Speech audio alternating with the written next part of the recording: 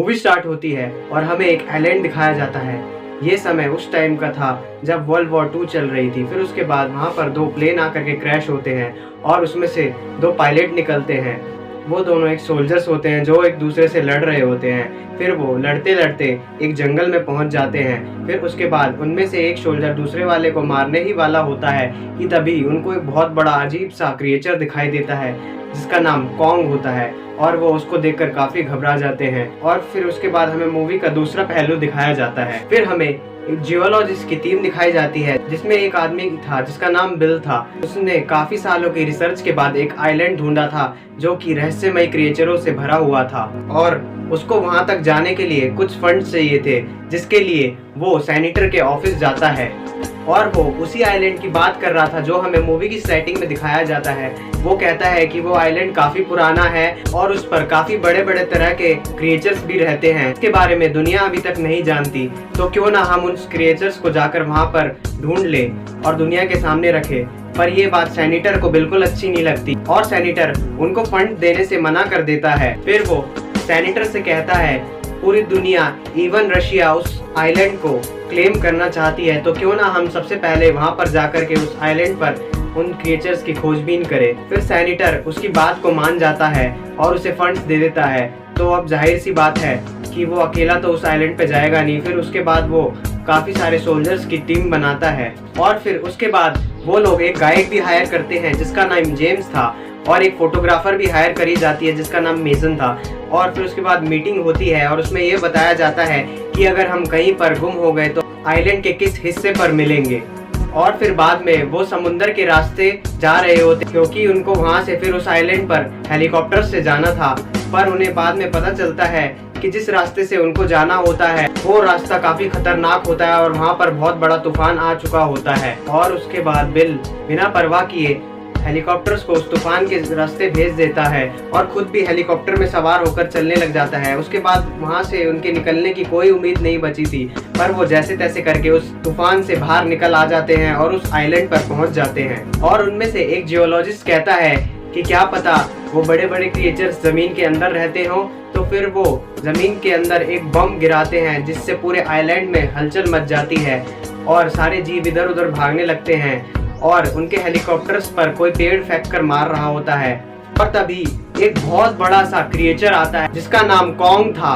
वो काफी गुस्से में लग रहा होता है और इन सब पर हमला कर देता है और इनकी पूरी टीम को तबाह कर देता है। फिर मेजर अपने सोल्जर से उस पर फायरिंग करने के लिए कहते हैं और वो सारे उस पर खूब फायरिंग करते हैं। इन फायरिंग से कॉन्ग काफी गुस्सा हो जाता है और उल्टा ही इनके हेलीकॉप्टर को तबाह कर देता है और जिसमें काफी सारे सोल्जर्स मारे जाते हैं। और फिर उसके बाद ये लोग 2 ग्रुप्स में डिवाइड हो जाते हैं जिनमें एक ग्रुप में बिल और काफी सारे सोल्जर्स थे और दूसरे ग्रुप में जेम्स और मेसन और बाकी लोग थे। और क्योंकि मेजर के काफी सारे लोग मर चुके थे तो वो बिल पर गन पॉइंट करता है और उससे पूछता है तुम आखिर हमें यहाँ पर क्यों लाए थे। फिर बिल मेजर को बताता है कि ये दुनिया हमारी थी ही नहीं, यहाँ पर जानवर रहा करते थे और ऐसे ऐसे जानवर रहा करते थे कि हम जिनके बारे में सोच भी नहीं सकते। बिल बताता है कि मैं और मेरे काफ़ी सारे साथी बोट पर सेलिंग कर रहे थे तो एक बड़े से क्रिएचर ने हम पर हमला कर दिया था। उसने मेरे सारे साथियों को मार दिया था और उस हमले में सिर्फ मैं बचा था। फिर मैंने वापस आकर सबको सच बताया तो सब मुझे पागल समझने लगे। तो मैंने ठाना कि मैं इन क्रिएचर्स पर रिसर्च करूंगा और सबके सामने इनकी सच्चाई लाकर रखूंगा। और 30 साल की रिसर्च के बाद मैं यहाँ पर आकर पहुँचा हूँ जहाँ पर मुझे ये क्रिएचर सचमुच में दिखाई दे गए। इनका एक साथी गुम हो चुका था तो मेजर उसको ढूंढने के लिए जंगल के अंदर अपने साथियों के साथ जाता है। तभी एक सोल्जर के मुंह में लकड़ी का टुकड़ा घुस जाता है और वो वहीं मर जाता है। फिर वो लोग देखते हैं कि वो एक बड़ी सी मकड़ी होती है। फिर वो सारे उस पर फायर कर देते हैं और उस मकड़ी को मार गिराते हैं क्योंकि ये जंगल अजीबोगरीब जीवों से भरा हुआ और काफी रहस्यमय जीवों से भी भरा हुआ था। अब हमें वो दूसरा गुम हुआ सोल्जर दिखाया जाता है। वो एक नदी के किनारे था। फिर वो वहाँ से छुपकर देखता है कि वहाँ पर कॉन्ग होता है। तो कॉन्ग पर नदी में एक बड़ा सा क्रिएचर हमला कर देता है, पर उल्टा कॉन्ग उसको मारकर उस क्रिएचर को खा रहा होता है। और वो सोल्जर ये सारी चीजें देखकर बहुत ही घबरा जाता है और बहुत ही डर भी जाता है। फिर हमें दूसरी तरफ जेम्स की टीम दिखाई जाती है। उनको भी नदी के किनारे एक बड़ा सा जानवर दिखाई देता है। फिर उनमें से एक बंदा उस पर शूट ही करने वाला होता है, तभी जेम्स उसको रोक देता है क्योंकि वो उसको देखना चाहता था कि वो उस पर हमला करता है कि नहीं। फिर वो क्रिएचर बड़ी मासूमियत से वापस लौट जाता है क्योंकि वो क्रिएचर एक बहुत बड़ा बफेलो होता है। और फिर ये लोग जब आगे जाते हैं तो इन्हें एक जंगली कबीला दिखाई देता है और उनमें से एक आदमी दिखता है जो कि इंग्लिश भी बोल सकता था। वो वही सोल्जर होता है जो स्टार्टिंग में लड़ाई करता हुआ दिखाया जाता है। वो इन सब से कहता है कि यहाँ पर कॉन्ग हमारी रक्षा करता है और हमें तरह तरह के जीवों से और बड़े बड़े क्रिएचरों से बचाता है। और वो सोल्जर इन लोग को ये भी बताता है कि हम लोग जब यहाँ पर गुम हो गए थे तो हम बहुत टाइम से यहीं पर इस कबीले के साथ रह रहे थे और कुछ समय पहले मेरे दूसरे साथी को एक स्कल क्रॉलर नामी क्रिएचर ने मार डाला है जो कि जमीन के नीचे रहता है और कॉन्ग का जानी दुश्मन है। और जब तुम लोगों ने वो बॉम्ब से धमाका करा तो वो स्कल क्रॉलर जमीन से बाहर निकलकर आ गया है और हम सबको परेशान कर रहा है। और साथ ही साथ वो उनको कहता है कि कॉन्ग हमें इन सारे क्रिएचर से बचाता है, अगर इसने कॉन्ग को कुछ कर दिया तो हमें कौन बचाएगा। अब जेम्स और उसकी टीम के पास काफी कम टाइम था उस जगह पर जाने के लिए। फिर वो दूसरा सोल्जर उनसे कहता है कि पैदल जाने से कोई फायदा नहीं है, मैं तुम्हें एक बोट देता हूँ। फिर उसके बाद अगले सीन में हमें दिखता है कि मेसन देखती है कि ये बफेलो के ऊपर हेलीकॉप्टर गिरा हुआ होता है। वो उसको बचाने की कोशिश करती है और उस हेलीकॉप्टर को वहां से हटाने की कोशिश करती है पर वो नाकामयाब होती है। फिर वहीं पर कॉन्ग आ जाता है और उस हेलीकॉप्टर को एक खिलौने की तरह उठाकर फेंक देता है। और फिर मेसन डर भी जाती है और घबरा भी जाती है। फिर वो देखकर शॉक में भी रह जाती है कि कॉन्ग जब किसी जानवर के लिए इतना प्रोटेक्टिव हो सकता है तो हमारे लिए भी वो प्रोटेक्टिव हो सकता है। और फिर हमें दूसरे सीन में वही सोल्जर दिखाया जाता है जो गुम हो चुका था। वो किसी जगह पर बैठा होता है। फिर वो देखता है कि वो कोई जगह नहीं, वो एक क्रिएचर है जो कि लकड़ी की तरह नजर आ रहा होता है। फिर वो उस पर फायरिंग कर देता है और वो क्रिएचर वापस लौटने लग जाता है। वो इसलिए वापस लौट रहा होता है क्योंकि वो किसी दूसरे बड़े से क्रिएचर को देख लेता है क्योंकि एक स्कल क्रॉलर होता है। स्कल क्रॉलर आगे बढ़ता है और उस गुम हुए सोल्जर को मार देता है। अब आगे हमें दिखाया जाता है कि आर्मी भी वहां से जाने को तैयार थी और जेम्स और मेसन की बोट भी तैयार हो चुकी होती है। वो लोग कबीले वाले लोगों को अलविदा करके वहां से बोट में जा रहे होते हैं और फिर एकदम से उनकी बोट के ऊपर काफी सारे अजीब से बड़े बड़े बर्ड्स आ जाते हैं और उनके एक साथी को उठाकर ले जाते हैं। और जेम्स उन बर्ड्स पर फायरिंग कर ही रहा होता है कि तभी वो बर्ड्स उसके साथी के टुकड़े टुकड़े कर देते हैं और ये लोग कुछ नहीं कर पाते और बोट के अंदर वापस चले जाते हैं। और फिर ये लोग जब आगे जाते हैं तो मेजर की टीम और जेम्स की टीम दोनों एक दूसरे से मिल जाते हैं और फिर मेजर इन लोगों से कह रहा होता है कि मुझे अपने उस मिसिंग सोल्जर को ढूंढना है क्योंकि वो उसका खास आदमी होता है और वो उसे ढूंढना चाह रहा होता है। और फिर मेजर उन लोगों से कहता है कि उसको ढूंढने के लिए वेस्ट डायरेक्शन में जाना होगा। तभी वो बूढ़ा सोल्जर उनसे कहता है कि नहीं, उस तरफ जाने का कोई फायदा नहीं है क्योंकि वहाँ पर वो स्कल क्रॉलर हमें मार देगा। पर मेजर इस बात बिना परवाह किए हुए वो उन सबके साथ उसी डायरेक्शन में जाने को तैयार हो जाता है। वो सारे एक ऐसी जगह पर जाते हैं जहाँ पर बहुत सारी हड्डियाँ और लाशें डिग्रेड होकर फॉसिल फ्यूल में बदल चुके थे।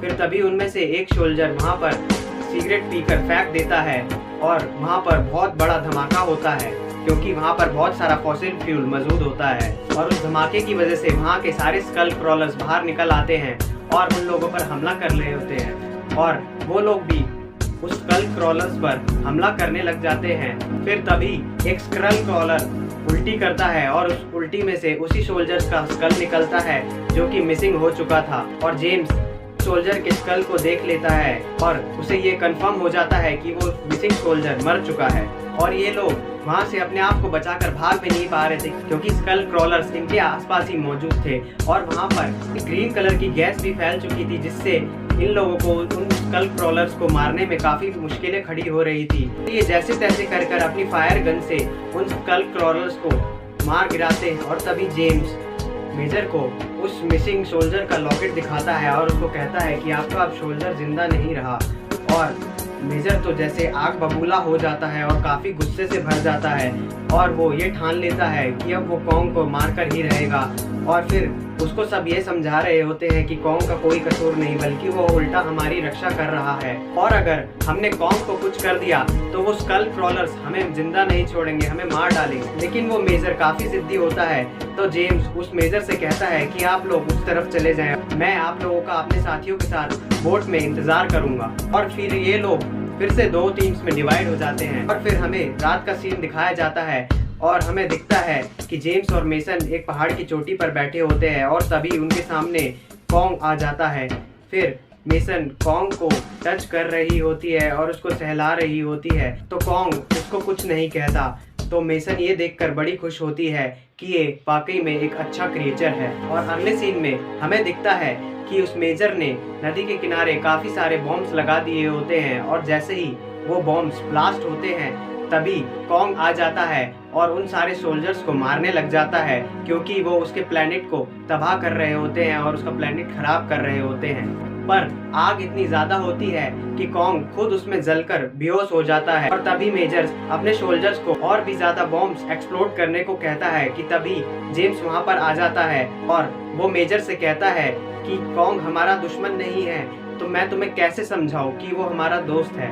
पर मेजर जेम्स की बात नहीं मानता और उसको कहता है कि ये जब दुनिया हमारी है तो हम इन क्रिएचर्स के आगे क्यों झुके, और हम इनसे नीचे क्यों रहे, हम टॉप पर क्यों ना रहे। तो जेम्स के काफी बोलने के बाद ये मेजर अपनी गन्स नीचे कर ही रहा होता है कि तभी वहां पर एक बहुत ही बड़ा स्कल क्रॉलर आ जाता है, और कॉन्ग भी तब उठ खड़ा होता है। फिर उन्हें देखकर मेजर अपने सोल्जर्स को ऑर्डर देता है कि बॉम्ब्स को एक्सप्लोड कर दिया जाए। तभी कॉन्ग उसको कुचलता हुआ उस स्कल क्रॉलर से लड़ने लग जाता है, और ये लड़ाई इतनी देर तक चलती है कि सुबह हो जाती है। फिर हमें दिखता है कि वो सारे सोल्जर्स स्कल क्रॉलर पे अपनी गन से हमला करने लग जाते हैं, तो वो कॉन्ग को छोड़कर उन सब की तरफ बढ़ने लग जाता है, और हमें दिखता है कि कॉन्ग पानी में गिर चुका होता है और चेन्स में लिपट चुका होता है और उसमें फंस चुका होता है। तभी एक सोल्जर अपनी जान की परवाह किए बिना सारे बॉम्ब्स को अपने साथ बांध लेता है और स्कल क्रॉलर के आगे खड़ा हो जाता है, और ये सोचता है कि वो उसको खा ले और ये सारे बॉम्ब उसके पेट में फट जाएं। पर स्कल क्रॉलर भी काफी चालाक जानवर होता है, वो उसको अपनी पूंछ से मारता है और वो बहुत दूर जाकर एक पहाड़ से टकरा जाता है, और बॉम्ब्स की वजह से वो भी ब्लास्ट हो जाता है। फिर वो स्कल क्रॉलर बाकी लोगों की तरफ उन्हें मारने के लिए भाग रहा होता है, तभी कॉन्ग खड़ा होता है और उसको काफी जोर से खींचता है, और फिर तभी मेसन एक पहाड़ की चोटी पर खड़ी होकर एक गन से फायर करती है ताकि वो हेलीकॉप्टर्स को सिग्नल दे सके कि हम इस पहाड़ पर मौजूद हैं। पर वो उस पहाड़ से नीचे गिरकर नदी में गिर जाती है और डूबने लगती है। उसके बाद हमें कॉन्ग दिखाया जाता है जो कि उस क्रिएचर से अपनी पूरी पावर और पूरी ताकत से लड़ रहा होता है, और फाइनली वो उसकी जबान खींचकर उस क्रिएचर को मार देता है, उस क्रिएचर को मौत के घाट उतार देता है, और मेसन को पानी से निकालता है और इंसानों के पास छोड़ आता है, और वो सब लोग मिलकर एक साथ अपने मुल्क वापस लौट रहे होते हैं। और वो कंपनी जो इन क्रिएचर्स को अपने कंट्रोल में करना चाहती थी, वो अब जेम्स और मेसन को भी अपने साथ हायर कर लेते हैं। और फिर हमें आगे की सीन में दिखता है कि वो सोल्जर जो 30 साल पहले उस आइलैंड पे गुम हो गया था, वो वापस आ चुका था और अपनी फैमिली में अपनी बीवी और अपने बच्चों से मिल रहा होता है और बहुत खुश होता है। और इसी के साथ ये मूवी यहीं एंड हो जाती है। सो गाइज, आप लोगों को मेरी एक्सप्लेनेशन कैसी लगी कमेंट सेक्शन में ज़रूर बताएं, और प्लीज़ चैनल को सब्सक्राइब करें, लाइक करें और